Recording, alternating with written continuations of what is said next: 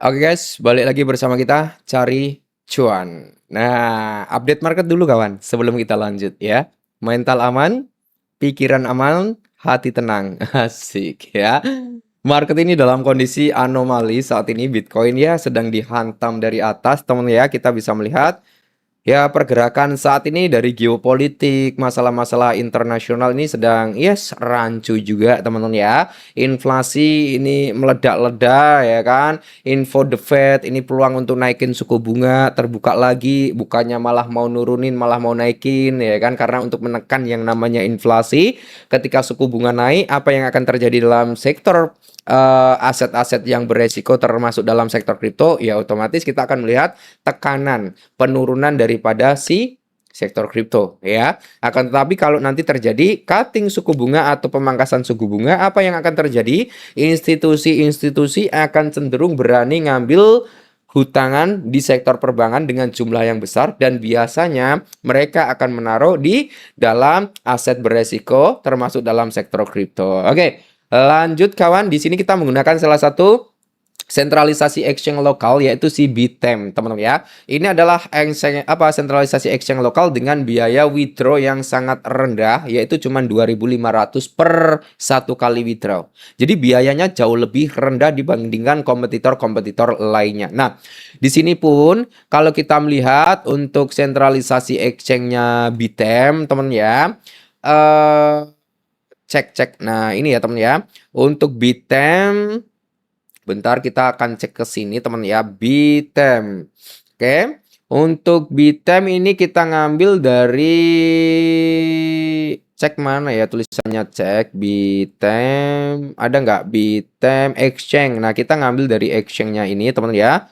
Oh, di sini kok nggak ada. Ada dia urutannya teman ya. Kayaknya lebih jauh tinggi daripada si Indodax kalau nggak salah ya. Di bawahnya Indodax kalau nggak salah teman ya. Nah, di sini lanjut aja ya teman ya. Kita akan membahas tentang salah satu altcoin yang cukup menarik teman-teman ya. Tapi di sini teman ya, kalau kalian ingin menggunakan platformnya Bitem ini, silakan link ada di kolom deskripsi. Yaitu tentang si ini teman ya.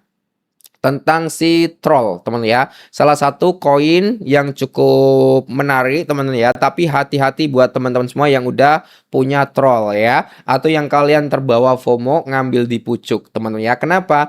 Karena ini kalian bisa melihat teman ya, Troll udah membuat yang namanya satu candle bearish engulfing dari time frame 24 jam. Nah, semisal Troll ini mau recover, ini dia bisa recover dulu ya untuk menutup celah fair value gap yang mungkin sampai di area 0,11, atau nanti dia ke area 0,1085 teman ya. Dan ini dia tertingginya di area 0,1067 terjadi rejection kembali. Nah, di sini yang perlu kita khawatirkan adalah kita bisa melihat pergerakan daripada si Troll ini teman ya. Nih, kita melihat di sini Troll membuat yang namanya pola double bottom di sini. Nih ya, double bottom terkonfirmasi terjadi rejection. Dan di bawahnya dia membuat yang namanya triple bottom di sini teman ya. Bottom pertama, kedua, ketiga. Nah, dan di sini kalau kita melihat juga dari trend line-nya, kita ambil dari low-nya sini. Set. Dia udah ke break.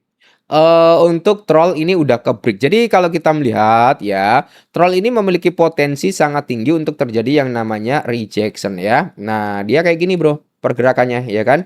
Nah, ya seperti ini dan ngebreak. Ini kalau mau rejection ke sini nggak masalah, atau mau rejection dulu sampai sini ya sebelum dia meneruskan penurunannya. Nah, kenapa seperti itu? Kalau kita melihat bersama-sama teman-teman ya, ini dia udah ngejebol di area MA50, udah kejebol. Saat ini kan dia tertahan di MA100 ya. MA100 ini kemungkinan besar akan kejebol. Lalu penurunan daripada Troll itu akan kemana?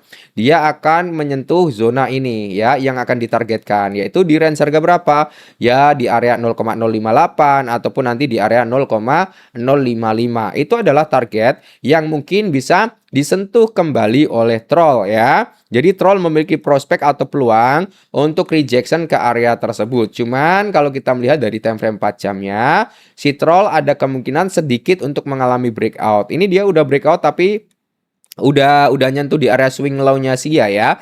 Jadi ya di sini teman ya. Nah, dia tertahan di area sini. Makanya di sini ada rejection-nya dia. Jadi kan kalau kita melihat teman ya, Ini adalah low-nya dia. Nah, di sini ya teman ya. Ini low-nya dia, set. Ini high-nya, low-nya di sini, high-nya di sini, ya.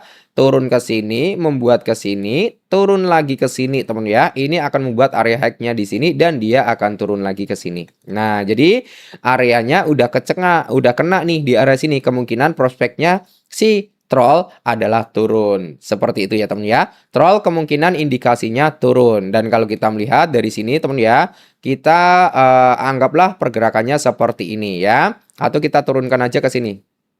Kalau ke sini, ini ya nggak ketemu juga ya. Jadi dia di sini teman ya. Jadi pola segitiganya ini dia udah kebrik ke bawah kan. Segitiga set, brik ke bawah. Jadi indikasi untuk troll dia akan turun. Indikasinya untuk troll dia akan turun ke sini di area 0,058 ya.